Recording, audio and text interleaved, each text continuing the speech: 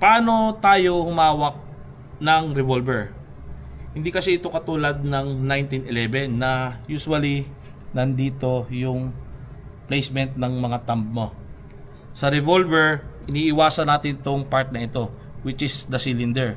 So may mga excessive gas na lumalabas dyan, which can seriously burn your thumb, or pwede siyang ma-injury, pwede rin siyang matanggal. Now, ipapakita ko muna sa inyo kung ano ang pwedeng maging damage niya kapag nilagay mo ang daliri mo dito. Ready ka na ba?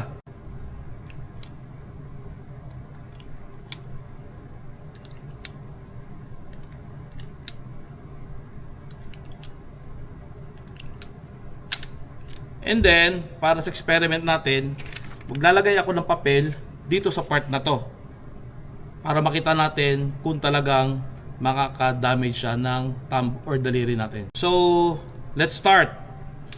Ilalagay kong papel na to dito sa part na to and tignan natin kung anong magiging effect niya.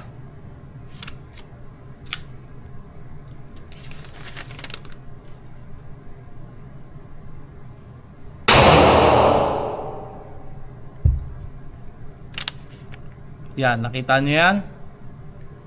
Oh, di ba delikado siya? Pwedeng masaktan ang iyong daliri. Now, ituturo ko sa inyo kung ano ang tamang grip sa revolver. Check muna natin kung may bala siya. So, the cylinder is clear. Yung right hand natin, kung right-handed ka, dito mo siya ilalagay. Ganyan. Okay? Siyempre, trigger finger out. And then, yung weak hand mo, pwedeng dito mo siyang ilagay. Okay? Nakaganyan. Or, nakaganito. So, ganito ang magiging itsura niya. Okay? Now, naituro ko na sa inyo kung ano ang tamang grip sa revolver.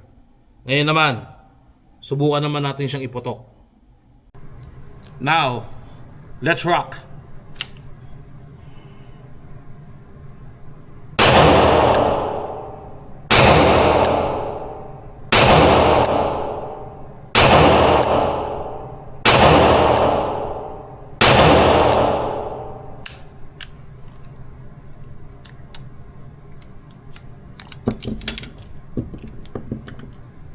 This is the Taurus Tracker.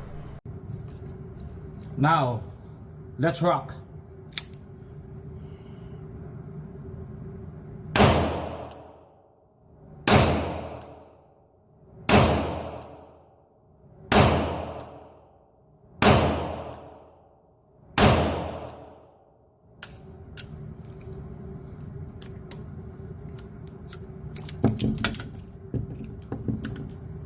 This is the Taurus Tracker.